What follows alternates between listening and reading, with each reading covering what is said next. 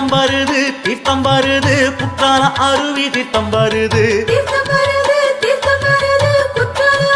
தீர்த்தம் வருது பானாரமுட்டி ஐயன் கோவிலுக்கு மாசி சிவராத்திரி அபிஷேகம் செய்ய சொக்கம்பட்டி நெடுவேலி பக்தர்கள் உள்ளூர் வெளியூர் பக்தர்கள் சூழ தீர்த்தம் வருது தீர்த்தம் வருது குற்றால அருவி தீர்த்தம் வருது